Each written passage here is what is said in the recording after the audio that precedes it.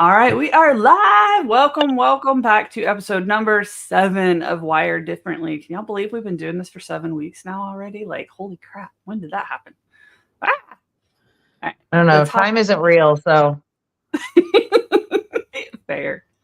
The topic for this week, we're talking about how to scare away bad clients before they buy. Right. So like that's what we're diving into this time.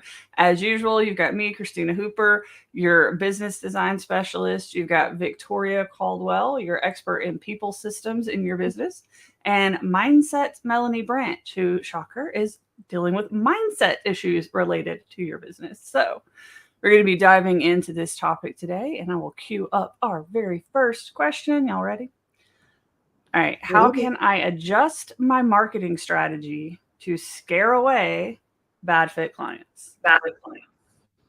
It's a good one. Victoria, do you want to kick us off? I know you have worked for many, many years as a fractional CMO before your shift into being a COO. Yeah. She disappeared. I'll start it Technology off. said no, she can't go first. So what about you, Melanie? I'll start it off. I would say the number one rule is authenticity. So using terminology that you would use every single day, which is a lot easier to do if you are using short form video so that you can just sit here and talk the way you want to talk. But we know with the invention of AI that a lot of us, especially us dyslexics and other challenges that some of us neurodivergents have, like to hop on ChatGPT or Claude.ai and work out a lot of stuff with them. So really understanding who you are at your core and how you want to portray yourself to people, right? So sometimes that means using the swear word here and there in your email marketing, right? So that automatically people that would clutch their pearls go, well, I can't work with her. I even had one client when she graduated my 6-month program. In her testimonial, she said, I found this pink-haired, tattooed cussing coach on the internet. And I knew she was the one for me. And I said, all right, well, if that's what it was, then that was the easiest way to ever get a client in my whole life. Yeah, I like that. And that's really important too, I think, for neurodivergence because we mask a lot. And if we're masking when we're doing our marketing and we can't maintain that mask in that same way as we're working with a client, they're not going to get the same experience, right? So heavily masked you in marketing and then less masked or unmasked you is who they work with all the time. Those are, for us neurodivergent people, we know those are almost two different human beings. Yes. Right. Like you're very, very different when you're unmasked. Like, like, well, for example, Melanie will just get up sometimes in the middle of talking to her and just go get something out of her kitchen. And if you're not used to it, like I know she can still hear. So I didn't even skip a beat when she gets up and kind of walks off and goes into her kitchen. But like, hey, there's Victoria. She's back. And like one of the first times Victoria was meeting with me and with Melanie, and Melanie gets up and walks off, I'm keeping on going because I know she can hear. And Victoria's like, what? Why are we? Where'd she go? Is she coming back? Right. So it's really important to show up authentically in what you present to the world if that's who they're going to get. So like if you're on Melanie's TikToks, you'll see her just get up and walk off. And she'll be like, I'll be right back. I can still hear you. And off she goes and she'll come back. Right. That's who you're going to meet. That's who you're going to work with. So that's who you need to see when you're marketing. Right. So I totally agree that this authenticity is huge. Coming from like the business design aspect, I would say that the biggest thing that people do wrong when it comes to their marketing strategy and scaring off bad fit clients is not understanding who a bad fit client is. Right? We spend a lot of time designing for what we want and not a lot of time looking at the exclusionary criteria. Like if they look like all of these things are great, but this, and this is true, then this is a bad fit client, right? That's why we include that in our avatar exercise, the PAM exercise that we do with students, because it's so important to make sure that you understand what that is. And then you can design ways to kind of filter it out. You can be like, okay, well, like you said, if we know that a swear word is going to make someone clutch their pearls, let's use some swear words in our marketing. If we're going to use swear words when we talk to people, like I do, for emphasis, it's like sometimes you can't say like, oh, that was really great. I want to say like, oh man, that was fucking awesome. Yeah. like it just has better impact. So if that's who you're going to B, then that's what you have to incorporate into your marketing, and especially if you're using AI tools, if you have team members doing it, they have to know what your voice is and that's how you talk. I have a new chat GPT to get my tone, and this is one that I've been telling my clients too because it's working for them. You say, I need this in a slightly sarcastic and funny tone, being conversational as if I was just there with them. And he nails it when you do it like that. Conversational and sarcastic. He understands that. Oh, nice. Oh, so you're friends now. Yeah. Chat does so much for me, and I thank him. I actually make sure to thank ChatGPT before I turn my computer off every night. I go, thank you so much for your help today. And he said, it was great. I'll see you again tomorrow to write some more emails. So, I mean, we've got a thing going on. What can I say? Yeah, but you had a little love-hate relationship at one time, didn't you? That was with Claude. Claude.ai, who I think is a magnificent contraption. We really do love Claude. But Claude didn't want to make content about spiritual things with me. He said he didn't want to create content about pseudoscience or some shit like that. And I said, oh, okay, well then I don't want to work with you. And he said, no, you're right. I'm sorry. I'm still learning. Like, he really backtracked and apologized. And I said, I'm going to go talk to chat. Thank you very much. Well, I thought it was funny how we always refer to chat as he, like we just always have for no reason. And now they gave it a voice. It can read and actually talk back, and it's a male voice. Yeah. So I thought that was funny. Yeah. Yeah. All right. What about you, Victoria? What do you got for this topic, since technology yeeted you away right as you started to answer? I was like, oh, it looks like we have a problem here. Yes, we do. We're live, StreamYard. Your platform to be live. You can't be messing up on me. But anywho, so some questions may be like, why would we want to scare away clients? Depending on where you are in business. If you've progressed a little bit, you understand this. But if you're starting out, which a lot of our audience is, it's so tempting to want to just take in everyone. Yeah. It's so tempting because you're strapped for cash and you're like, wait a minute, I can help them. And then you realize you being able to help them is not based on what you know, what you can do, and what you deliver. Is based a whole lot on how they allow you to work. Yeah. You know, how this happens. And sometimes you'll get clients that will suck the life out of you. And of course, they always pay the least amount. So now you don't have any time to work and get the good clients to even know what they are.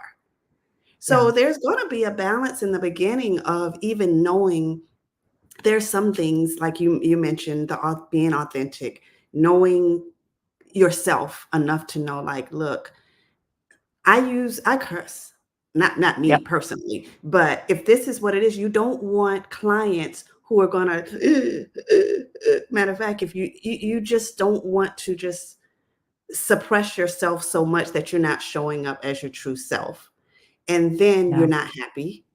And then everything just kind of breaks down. So some of those things, and the other side of it is knowing through the process of putting yourself out there and just learning, okay, I thought this was good, but this doesn't work for me. It just doesn't make me happy. I don't like this aspect of what I'm doing. So maybe like for me, as working as a fractional CMO, I started off with SEO, search engine optimization, and web design and all of that kind of stuff. But I realized where my real happy place was working with the teams. Yeah. It took a while to get to that point. It took a minute to get to that point, and I didn't necessarily know that in the beginning. So the more you go, so you don't have to, the whole point of that rant was, you don't have to sit there and you want to be able to scare away these clients, but you don't have to sit there and just bellyache or obsess over, okay, I have to get it all perfect. You're not going to get it perfect in the beginning. You're going to learn and iterate over time. And over time, you're going to build that ideal client profile or ICP. And But yeah, but if you don't, you end up not making the money anyway. You took them on to make the money, but you won't make it because they won't pay. And they'll keep you from making money with other clients and being happy Yeah. and showing up authentically, because you'll be too drained to really be true to who you are for that client or anyone else. And It also goes to, especially in the beginning, when you're like, oh, but I can help them. Remember this. This thing knocked me out. When I heard this saying, I got floored. I got knocked out of my socks. It was ridiculous. But it's the potential you see in someone else is not actually there. It's just what you would do if you were in their situation. there, exactly. Ooh, I love that. Yeah, I Mm. love that one too. I mean, I think that's why it's so important to get Ooh, clear we need in the all of these beginning writer on, downers. like, That's a writer downer. I know. I have it written down. I think that's why we have to like have a goal setting or an expectation setting conversation with a potential client early on. Because I know I've had clients that the only reason things didn't work out was because they just wanted just a couple of new clients a year. But my systems were designed for several new clients a month and not several years. So it's like we would get started, it would start working, and they're like, whoa, turn it off. We can't take anymore. Right. A simple conversation around, okay, you want more clients. Can you quantify that? Yeah. Would have, that's an easy question for me to ask now, but I learned that one the hard way. Yeah. Like so many things that we learn the hard way. The only shortcut is to, join the academy and learn from all the things that we've learned the hard way so that you can skip some of them. Yeah. We got a lot. We got goal. some plenty. Yeah. You skipped the line. That's We're the beautiful fast thing pass. about the academy. Huh? Yeah, I've been at it for about 17, 18 years now, learning so many lessons the hard way. So many lessons the hard way. Same. It's multiple times over sometimes. You can't see my hair, but it feels. It's important to remember too, when thinking about like marketing strategies that would scare away bad fit clients, that also really helps you when you're researching marketing strategies. And I can use an example here. As a PDA autistic ADHD woman, PDA stands for pathological demand avoidance, but I hate that. So we like persistent drive for autonomy. It basically just means I cannot stand being told what to do, and that puts my nervous system into fight or flight. And one marketing strategy that continues to make me want to burn the world to the ground is cold DMing people or cold emailing them and saying, hey, I looked at your Instagram. I love what it is you're doing. How long have you been a coach? I could do this better for you. Pay me all the money. And I'm like, oh, but you're not getting organic reach and you're not doing this, you're not doing that. Don't come into my house and tell me you don't like the way I'm running things. Go somewhere else. You show me that you have 9 million followers on Instagram and I'll take whatever the fuck you have to say seriously. But if you can't even show me your own page that's better than my page, go look at my TikTok, homie. And that's what I've done now. Because Christina could tell you, from the time we started working together, one of my biggest complaints is getting a cold email or a cold DM, usually from a man who's trying to tell me that they can do what I do better and that I need their services. And it really used to like knock me off my rocker. But now I just message him back and I say, go check out my TikTok. I know how to grow a social media. Have a good time. Please don't contact me again. And what's so funny, because we get them all the time. And, it's just part of being on social media and being someone who is obviously growing their social media following. And it's like, this is your strategy. Yeah. This is your strategy. The only thing you're going to do is what you're doing to me. I don't want that. Yeah. Well, and that's a big part of it too, like setting up strategies that you can live with, that you're comfortable with. Because the sad part is most of the time, the people that are doing those strategies, they don't want to be either. Somebody told them that cold DMs is the way to go. And they're like, well, nothing else is working. Let me go try that. Right. So, and then they're getting beat down constantly because they're not the type of human who can do cold DMing. It doesn't feel right. It doesn't feel good to them. And they get those messages back and they're like, all these little hateful, like, And then like some people like to play with them. So they're getting toyed with and attacked all day long because they're doing a strategy that somebody promised would work, that swore worked, that worked really well for somebody else. That's why we talk so much about doing strategies that feel good to you and being true to yourself, because like that person who, you know, has that case study where they got all these amazing results through cold DMing, they are somebody who can do cold DMing, who can take that constant pushback, who can send thousands of messages every single week with hundreds of replies coming back vicious. And, you know, maybe getting out of 100 messages, getting 2 people that respond positively. That is a numbers game. And like, I'm not built for that. They don't take it personally. They're not going to, and unfortunately, that's just not the majority of people. They have, I mean, their mindset is totally different to where it's like, oh, I'm just going to do this. It's not even personal. And it's not. Some of them are just assistants that have been hired to go do it because like that's the next stage, right? I decide I'm going to do skeevy tactic. It doesn't feel good to me.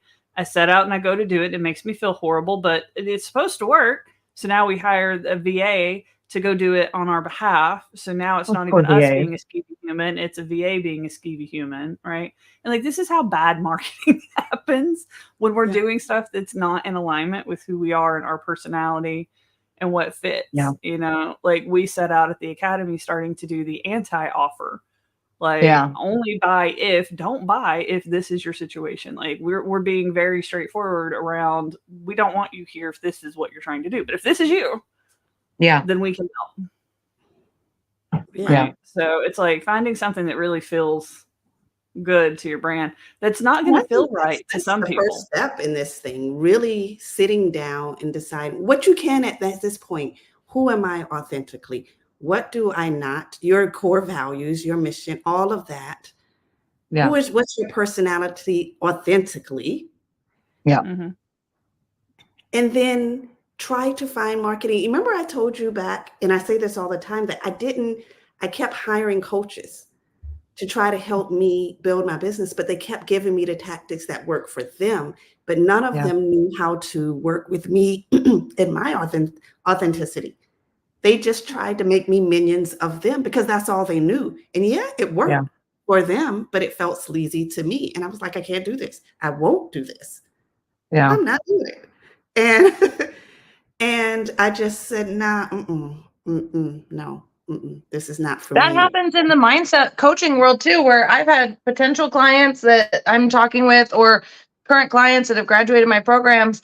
They'll say something to me about, you know, well, I'm concerned about money or I'm this or that. And they will instantly come in with, but it's not because I'm in a lack mindset or anything like that. Like and I'm like, who told you that your concerns about finances, which are valid as a business owner, is a flaw? Like there's some predatory practices out there in the world. And as a coach or a service provider, it's important that you do your damnedest to separate yourself from that predatory part of every industry. Every industry has, you know, bad seeds, bad apples in it. And, you know, I've had a client come to me that was wounded from spending $30,000 on a coaching program with a huge coach and they didn't get anything from it. They got nothing from it. So can you imagine the bad taste that would put in your mouth to work with a coach moving forward? So, you know, authenticity is just the answer to everything, I suppose.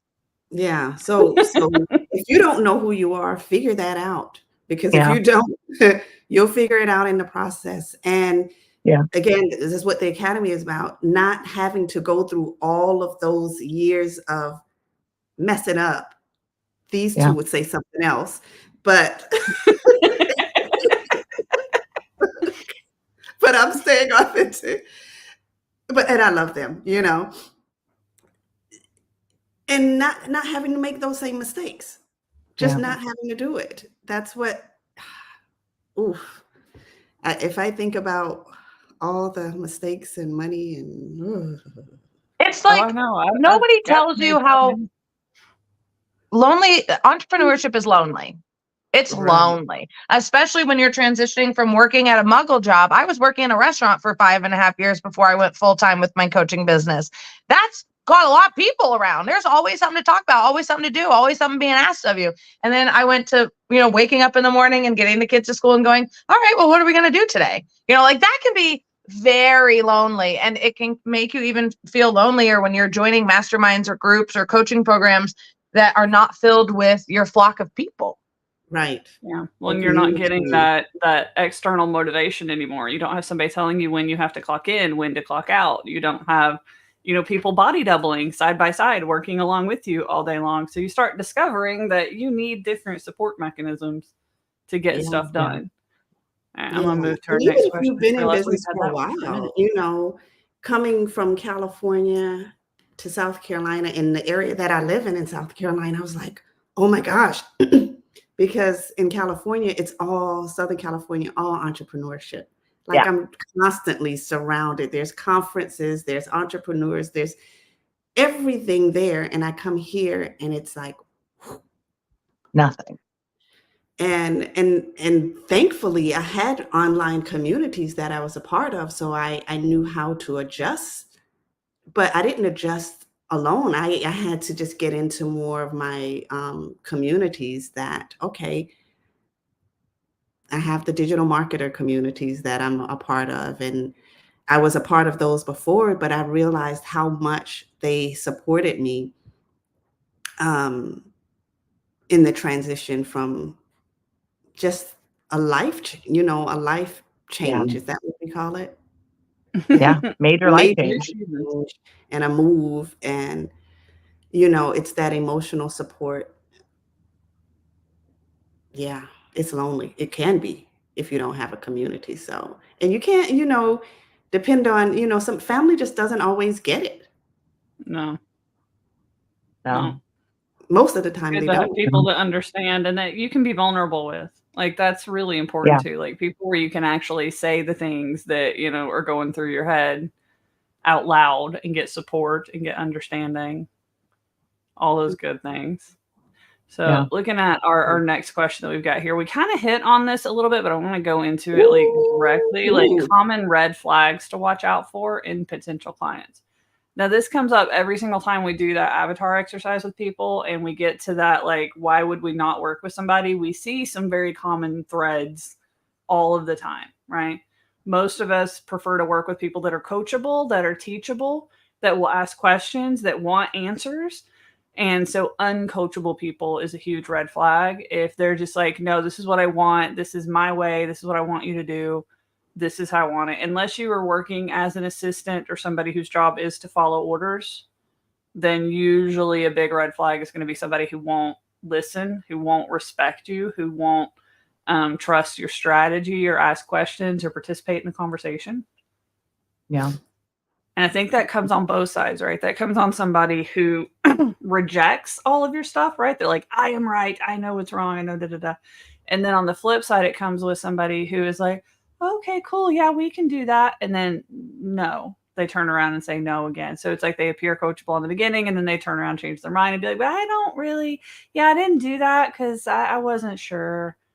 Right. So it Yeah. can be an aggressive, I don't want to do that, or it can be a very passive, I don't want to do that. And they kind of subtly undermine everything that you're doing. So And what about you guys? you can pick that out easily. And I have an example.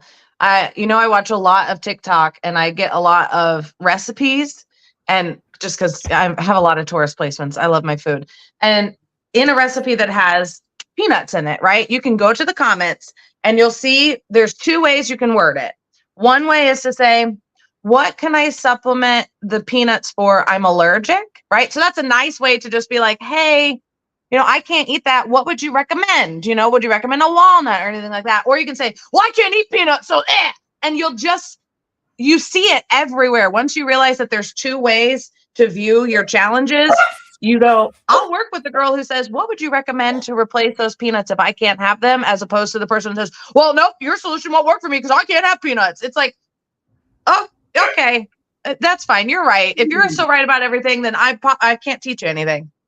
And I've said that to somebody before. I said, you know what? You know everything. Why would you even need me? Yeah, exactly. And then they were like, right. Yeah. It's uncoachable is a huge one. It's a Yeah. huge red flag because, and the thing is, a lot of times they'll hire you, they'll be so excited, but they don't really understand. And this is part, they claim they do in the beginning, but when you start implementing stuff, it's like, no, no, no, don't do this, don't do this, don't do this, don't do this. And it's like, okay, coachable is one thing, but also, let's say you're not coaching. It shows up differently when they hire you to do a specific thing and then say, no, do it this way. But they have absolutely no expertise in your field. And they may even be, they've never done it. They just think it's going to work better than what you say. Now you have all the experience. They hired you because of it. And then say, you know what? I don't think that's going to work. Yeah. Or when they go hire somebody else that does the same thing you do to consult with them. I've had that happen to me a few times. Like I'll be working with somebody on their marketing and then they'll hire someone who's a specialist in LinkedIn and that person's saying, I want to change everything about your LinkedIn strategy. And it's like, why didn't you? And then they come to me and they're like, I hired someone about this LinkedIn stuff and they recommended da. And I want to get that done. Can we do that? Because I'm doing their like 6-month program. And I'm like, we were already doing your marketing. Your marketing's already working. I have the data to prove it. Why would we want to go do that? It doesn't make any sense. Why did you go do that? Well, they have gotten amazing results on LinkedIn. I'm like, but you're currently getting amazing results. Yeah. They just went to some webinar or something and started doing stuff. So it's like, if they don't trust you and come to you and be like, hey, I saw this thing. Do you think it's something I should sign up for? And I can be like, well, tell me why you think you need to, and we can have a conversation around it. So it's like, that's a big one. That reminded me of a client who was a dentist, and he's a great client because whenever somebody would, most of the time, not all of the time, somebody would pitch himself, he would come and bring it back to me. Matter of fact, the thing is, he would tell me, but he was like, our marketing consultant said to do this. So he was literally telling me what to do because of exactly what he'd gone to something. And I was doing SEO at the time. And I said, respectfully, I'm happy to do anything that I know will move do within my capabilities, what I know will move your business forward. I said, I won't do this. And here are the reasons why. He was giving outdated strategies that had been banned by Google for years. And I said, here's the quote quote from Google's head of, whatever team that was at the time. And I gave the name and his quote and everything because it was online where he could find it. I said, this kind of practice is what Google is actively penalizing. I said, if you do this, you're going to get your site penalized. You won't get any business. And he said, I'm so lucky to have you. Yeah. But when he emailed me and told me to do these things that this guy had said to do. Yeah. He didn't hire that guy to do it. So that was the one thing, but that at that level, he never did anything else. And except for one thing, he went and purchased a program that we had custom built for him. And, he just forgot. And I said, we already built this for you. You're paying monthly for something that we've already built for you. So you don't have to do it. And he couldn't remember the link. I was like, I'm only an email away. Yeah, seriously. And sometimes they do things like that. And he was just like, God takes care of me. he just doesn't know how he gets through life most of the time. But he would come back. And then on the flip side, I have a client that wouldn't take my advice or didn't want to pay me, but would pay other marketers. And whenever they screwed up, came right back to me every single time. And I said, you know what? I said, you don't want to pay me. I had a conversation with him. I said, you don't want to pay me. I said, but I'm the only person you trust to get you out of a bind. Yeah. I said, I'm the only person. I said, you don't go to anyone else. And I said, I'm not going to take it anymore because I said, literally, you're abusing me and I'm abusing myself by constantly bailing you out, and I'm not going to do it. Yeah. I said, if you don't want That's to pay another me, huge that's red fine. flag. The clients you have to bail out on a regular basis and say from themselves on a regular basis. Like, on one hand, I like a client that will go roll their sleeves up and get hands-on and kind of trying to do something. But on the other hand, like if they do that too much and they go break things and then they're constantly coming back to you with something that's broken and constantly just mucking about and doing things. And it's like, would you just wait half a second? Like, that's on my list for next week. You didn't have to go touch that this week. Why are you trying to do that? That doesn't make any sense. Like, what is going on? And then they constantly are bringing you the broken things that they've gone and done. And like, that's a huge red flag. I think budget is another one a lot of times. And I think this is a tricky one because a lot of times, you know, obviously if they can't afford us, that's a thing. But you have to ask, are you setting your prices the right way? Are you targeting the wrong clients? Are you targeting a client at the wrong stage of their journey? Like maybe all of your marketing is targeting somebody who's like a just getting started baby startup business owner who doesn't have money, and you're trying to sell them a $20,000 program. Yeah. Like just because they don't have money doesn't mean that they did something wrong by asking or inquiring. You might have your marketing out of alignment. So make sure you're looking at that. That's not always such a straightforward problem. Well, I mean, values are a big part of it too. I won't work with somebody who's not pro LGBTQ. I heard somebody say LGBTQ, and that's what I want to say from now on, LGBTQ. So like, you know, I won't work with somebody who is real right leaning in their politics and not very open to all of the different ways of people that live in this world. There's no reason for me to work with somebody like that. Absolutely not. What I do is too heartfelt. What I do is too spiritually based. And I'm not willing to work with somebody who doesn't want expansion. And what I have found in my history of 38 years on this fucking planet with a lot of right-leaning people around me is that they're not willing to open up their eyes, and they're afraid of all the things that are out there in the world. And I want to find all the things that are out there in the world because I think that's fucking awesome. Yeah, that's a good so one. The values are big. With your values. Yeah, values. Now you have to decide what that looks like for you too. Right? Because it's like, it can look like I can't work with people who don't share my values, or it can look like, you know, I can't work with people who are really rigid in their values and aren't, you know, open to other experiences. Right? Like I can work with people who don't share the same religious beliefs as me. That's okay. As long as the value that we share is that everybody's beliefs are valid. Yeah. And we're not going to shit all over them. That's extremely important because people think that you have to share, you have to agree or share their way of life and acceptance of that for yourself. No, that doesn't mean, I mean, it's okay. That's what you choose to do. Yeah. I may not agree with it, but that has nothing to do with you as a human. Yeah. Nothing. It has nothing to do with how I treat you as a human and how I show up for you and how I help you and support you. They're totally different things. Now, if you're just a jerk and you're, you know, whatever, that's a whole different story. But in most cases, it's like, oh no, this person is this way. Yeah. And they think that's an excuse to mistreat someone. Yeah. Never. Yeah. It's not. Well, I mean, like we just shared an example earlier, like me and Melanie tend to use swear words. Victoria does not. Right. But she still has respect for us, even though we do. She's not looking down her nose at us because we do. If she was, then we probably wouldn't get along.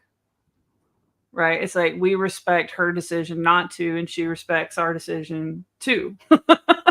So, you know, I love when people authentically show up as themselves. Yeah.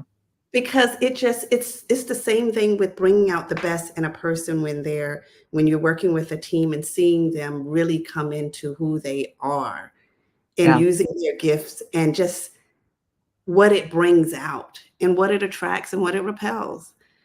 And I love when I can see it. I can appreciate and I can admire someone that I don't have that. It's not me, but it's so good to see it on someone else and they're just rocking it out, you know. I remember the first meeting we had, the four of us, William was there, first meeting. I didn't have a face on for it. And I sat down in front of the camera and both you and William were like, you don't have makeup on.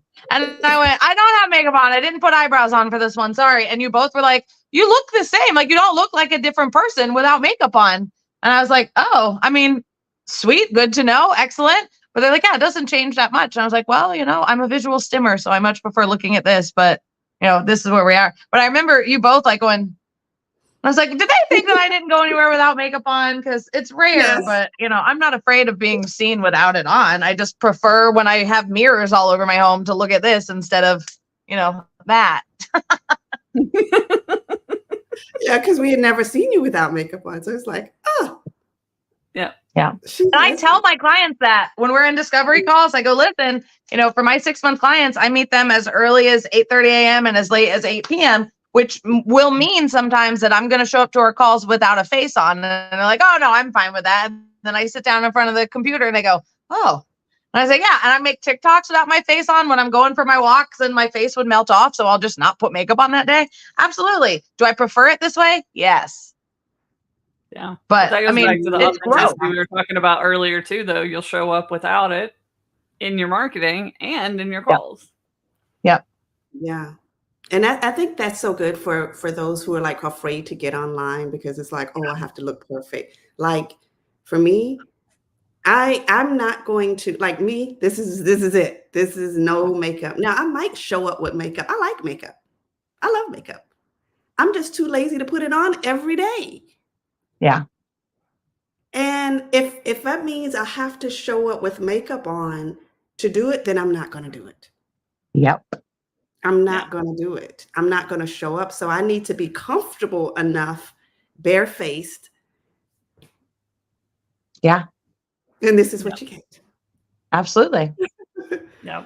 And then I'll show up because now I'm comfortable. And then when I do put it on, if I put it on, it's like, you have makeup on today. Yeah, but I'm going back to the barefaced. That'll turn off some people. Some people will be like, you're not professional. You're not showing up the way women show up for professionalism, right? So again, red flags again.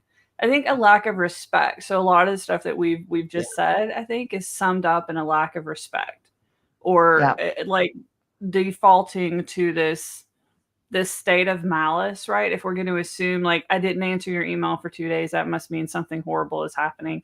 If that's how your brain's going to default, I'm going to have a hard time working with you. Because I don't come from a place of malice. I would never assume a bad thing about somebody. And if you're going to assume that all of my actions are like attacks and not just my brain didn't realize that 3 whole days have passed this week already. And how in the hell is it Wednesday? And I thought you just sent me that message an hour ago. Like that is probably what's actually going on. But if you're going to assume I'm ignoring you, we're going to have a problem. The judgmental side of things is a huge red flag. And even with just this, and you can learn this in calls with them before they even hire you. Yeah. And you want to try or if they're passive aggressive or the jokes are like they start small, but you see their personality come, especially if they feel comfortable, and either they're passive aggressive or they make these backhanded comments, compliments and stuff. And okay, you're one of those. Yeah. Yeah. You got to trust your gut. Yeah. Trusting your gut, trusting your intuition. Those are huge. I mean, I think something else you have to look for is, maybe they're not a bad person, right? So we're talking about a lot of personality traits that are kind of obvious, but some other like red flags for potential clients is they don't want the result that your thing is promising, right? Like you're promising to take them from A to B, but they just really want to go from like A to A.2, like not trying to make it all the way to B. So they don't have alignment with what you're actually selling. They might try to hire you for things that you don't actually want to do. So maybe you've done it in the past, maybe you're not doing it anymore. Maybe you've decided that you've got some clarity on some things and you're shifting your services around or you're shifting your focuses around. And this person would have been a good fit in the past, but they're not the way you're currently offering your business or currently offering your product. So that can be huge. They could be out of alignment with the format of your offer. Right. So like we run into this a lot with group coaching, for example. Like for Melanie to do group coaching in the mindset world is very complicated because they don't want to share and open up and be vulnerable in a group the way they would be in a one-on-one. So even though the result is the same, the outcome is the same, the format of the offer was out of alignment with how they would function inside of it. Right. So that's, some other kind of out of alignment with what you do, the way you do it. Maybe they need it to be like really hand-holdy and this is a hands-off kind of offer. Maybe they need something that is hands off, like that's what they need. They prefer to work on their own, and they prefer emails and homework and assignments instead of, hand holding them through every piece of thing. So sometimes it can just be misalignment with the format of the thing. Yeah. And like that you made, it doesn't necessarily mean that this person is a bad person. You just have, and sometimes when we tend to think, oh, why are they like that? No, they're not jerks. They just like with the leadership thing. There's sort of blind spots, like even working with, you in the academy and everything. It's like somebody might see something and think, oh, she's being insensitive. Really, it's not. And she's extremely, extremely caring and concerned. But there's a missing part that, that's just not there naturally. And it doesn't mean that this person is bad. They might be a bad fit for you, or maybe they just, Melanie, you said something about the guy in the store with the headphones. Well, when you're, I think your kid had headphones on, and you had to set him straight because he made a judgment immediately. And I was with my husband just the other night. Last week we were at a restaurant, and the guy went off. Old guy. He was a little bit tipsy already. But we went and ordered some food to take to go, and he saw him on his phone, and he was just like, get off of your phone, talk to your wife. And of course, my husband is so mild mannered that he just thought it was funny because he knew he was tipsy. And what he didn't know is that I had sent him on the phone to look for something because I was just like, oh, do this, whatever. But all he saw was him on the phone. And so when that judgment comes apart, it's like, the criticism. But one thing for sure about people like that is that if they're that outwardly critical to strangers, what they have going on with their internal dialogue is a hell of a lot worse. So we don't even have to punish those people. They're punishing themselves. Right. Yeah. Well, and that's a good thing too, in another red flag, like people who aren't ready for the type of thing that we do. Right. So like I know, Melanie, you've had, clients that have had to kind of quit and come back. We've seen it with students in the academy. Some of them have to quit and they come back a few months later. Like they just weren't in the right space, either, in their life, they had something going on. Like we have caused divorces. We've caused people to leave their day jobs. We have been the catalyst for change in a lot out people's lives. There we go. See, Melanie knows how to say things better than me. The catalyst I'm just change. Like, look, it didn't come out exactly the way. All right. Well, I mean, it's because we facilitate so much self-discovery. We're facilitating you figuring out who you are and what you want for your life, how your business is going to fit into that. And sometimes that means you realize that who you are isn't compatible with some of the stuff that you currently have in your life. Who you want to be is not compatible with some of the people that are currently in your life.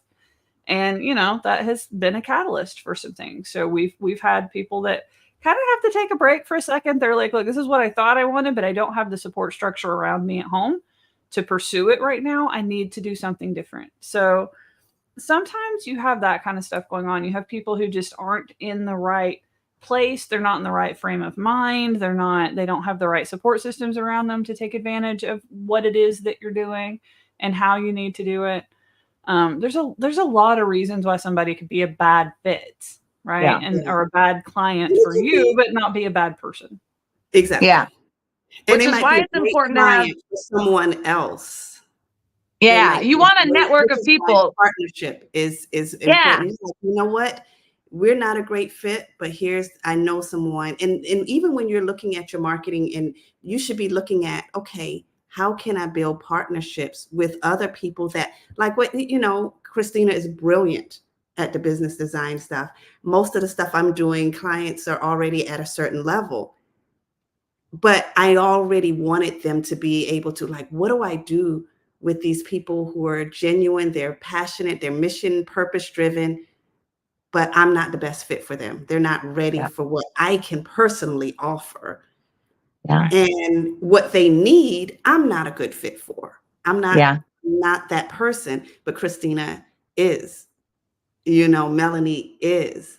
And it's like, okay, so be thinking about, you know, where you can actually support them by getting them to the right place.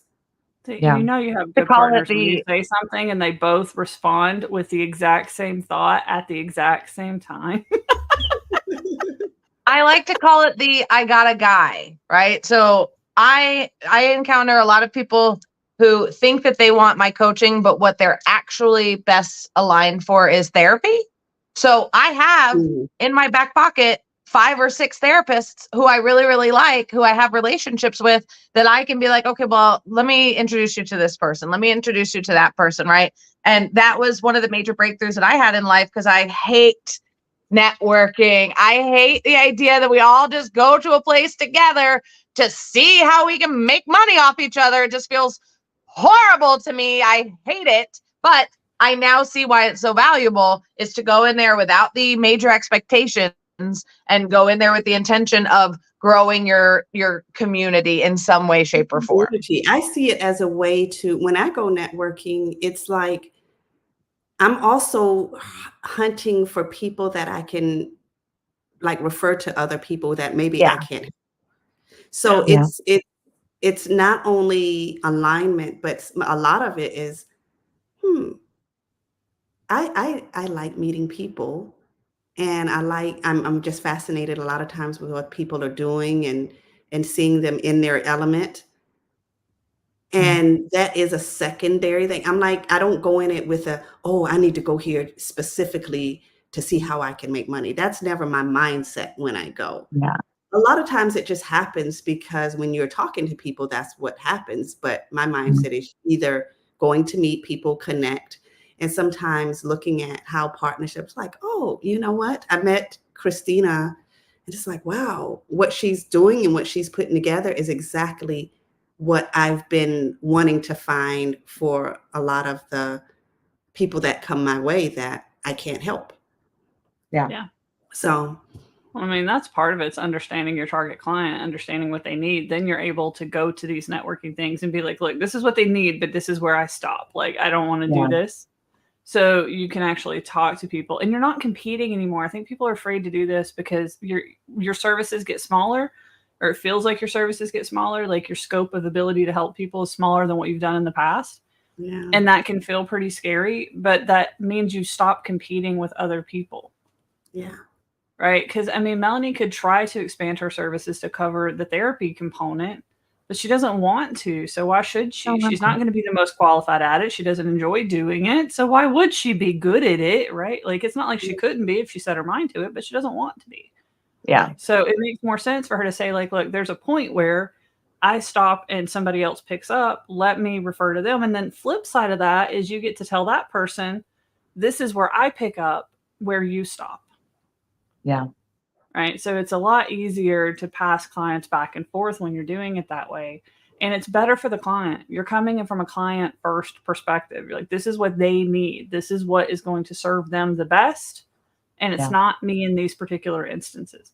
And sometimes it's not even like a competing thing. Like in that, like, is it therapy or is it mindset? To somebody who doesn't know the difference, those can seem like very competing things. If you're working for businesses, they all need financial providers. They all need marketers. They all need web developers. They all need graphics designers. Like if you do one of those things, all of those other people can be potential partners for you. Yeah. Yeah. Really good thing to think about. But yeah, lots of red flags. I think we had lots of really, really good red flags. We probably got time for one more question. Which one do I want to use? Let's see. We'll go with this one. What role does customer feedback play in refining client attraction strategies? And I say this is a really good one. I love that. I will use the cussing example because when you and I first started developing the Neuro-Spicy Academy, I had said something about cussing and marketing, and you really made me think about it. You made me slow down, and you made me think about what that would do. I think I was trying to come up with a name for something, and I wanted to use a cuss word in it, and you were like, that's let's pump the brakes here for a minute. So I really thought about it. And then when that client just graduated my program, and in her testimonial, she said, I found a pink-haired, tattooed cussing coach on the internet, and I knew she was right for me. I was like, I feel pretty validated right now. I can use a cuss word if I want to. Yeah. Yeah. You know, but I mean, when it fits and it's used authentically, like my grandma, bless her heart, she used to always say, I don't care if you cuss, just do it well. And I was like, I mean, okay, you got it. Challenge accepted. Yeah, my grandma was the one person we were not allowed to cuss in front of. She had a very low threshold. Like if you even said darn, I was getting a spanking when I got home. Yep. Oh, that was one person? Okay, we totally had different upbringings. So Yeah. the one person, really. See, yeah. Yeah. Well, you didn't. Grandma made you feel like 2 inches tall if you said darn in front of her. So like, and she wasn't, she was just the sweetest lady, sweetest little Southern grandma. I mean, she's like 5 foot nothing, maybe even less than that. Sweetest little Southern grandma lady. And she'd just be like, oh, Christina, for such language to come out of such a beautiful little girl's mouth. Oh, and she was sweet with it too. Right. Oh, so it's God. like she wouldn't get you, but she would have a conversation where she was concerned with, she'd go tell my parents, like, Chris, I'm a little concerned. I don't know where she's hearing those kind of words. Really? You don't know where? Like, have you met your son? Oh, she Yeah, knew. you raised him. She knew. She was putting all of y'all down in the sweetest way. I heard she had tact. Yeah. And I read this comment. I read it. It was a meme, and it said, tact is telling someone to go to hell in such a way that it makes them look forward to the trip. Yeah. Oh, I like that. That's accurate. And it's a gift. I know people who have that. You're like, dang, I just got told. Yeah. But it didn't feel bad. It felt like, you know what? You're right. And then you think about it 2 weeks later in the shower and you go, that bitch, she was bitch to me. Oh my God, I just caught it now. Yeah, story of my life. Oh, so good. Man, we got off track a second. That was a big detour. I like it does. Because you can use it simply, if it's something you like, one, you can use it in your marketing to attract, because let's say I tell you things all the time, Christina, things that you probably haven't thought about, how I'm experiencing you. Yeah. Oh, that's a huge one. Yeah. Like somebody else's experience, like you set out and you design a product a certain way and you're like, this is the outcome, this is the feel, this is the vibe, this is what I think is important. And then you go sell it and you start delivering it, and somebody's got different language than what you used, or different ahas or takeaways that come from like, I didn't mean to create that, but that's really cool. And like the true outcome is maybe not what I thought it would be. Like my blueprint workshop is a fantastic example. Like for me, I'm looking at the very tactical, the very strategic. Like they come away with a business design, they know exactly what they're doing, what they sell, who they sell it to. Like I'm looking at those kind of things. But the ahas that are coming out of the workshop that I'm running right now are more like, I have so much clarity, or one thing is building on the next thing, and I kind of keep going back and revisiting it. And this is helping me with so much focus. And like, I understand exactly what I'm doing, and I understand why the things I was doing before weren't working. And like, that is so powerful of language. Yeah. And it helps you communicate the true value of what you're doing and not the intended value. Yeah. Which can be different. Marketing. It really does, because now your clients are speaking for you. Yeah. Yeah. You don't have to do it. They're doing it for you. And they're like, wow. Because sometimes it's hard to articulate. And then sometimes it's things that you don't see in yourself. Like you tell me stuff all the time, Christina. And I'm like, really? Mm-hmm. But it's things that, okay, if that's something that's positive, it's just who I am, then maybe I'll put that forward, because somebody who is looking for that will appreciate it. But I wouldn't say that for myself, because I wouldn't know it's like you can't see the picture when you're in the frame. Yeah. So you need that feedback. Write it down.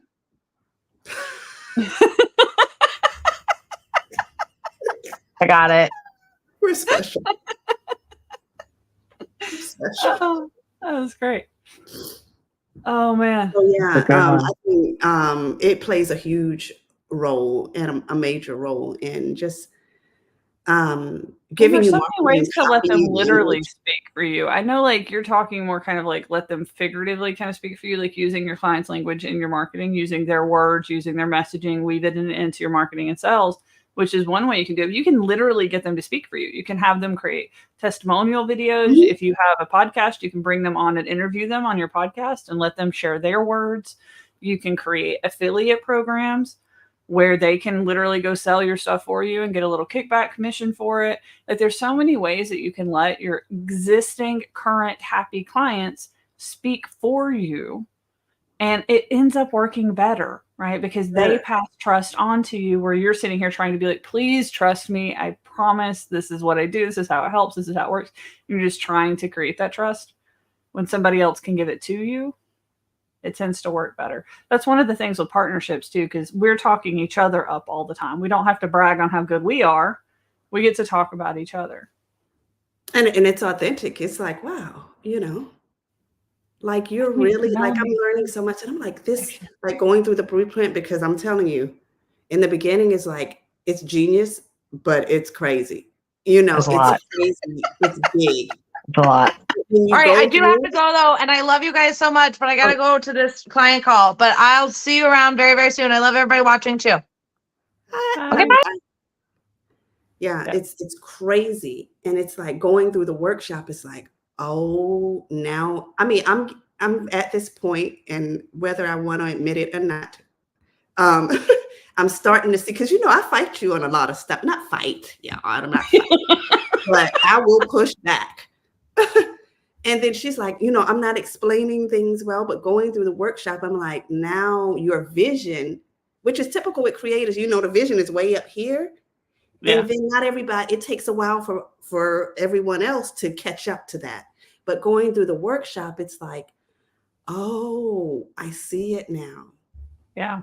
Well, and that's a big part of that customer feedback part too, because it's like, I'm like, this just makes sense. Just do it. It will work. Just do it. It will work. And for But it people like wouldn't me, work it's as like, well well, if you didn't internalize it, if you didn't understand it, if you didn't have time to like grapple with it and go through it. So I had to slow down. I had to intentionally slow down to get yeah, the result. And that came from customer feedback. But now I get to talk about how I'm going to take you on this journey that's not super stressful, that's not, we're going to take it a little bit at a time and it's a lot, but I'm going to hold your hand. We're going to be there. Like the going slow actually becomes a benefit that I can communicate instead of the detriment that I perceived it to be because I like to move fast. yeah. So Yeah. such a huge And thing. it's And I really absolutely because love I it. mean, not everybody, most people minds don't move as fast as a creator's mind. Yeah. So that's always a challenge when you see something and that's what leadership. You see the vision, but it takes a while for the rest of the team to catch up to your vision. So you have Yeah. that person like me or whatever that's constantly has to understand the vision. And I needed to go through the work to really understand it. So I'm like, now I can communicate it with other people, probably better than you can. Yeah. Oh yeah. No, definitely better than I can.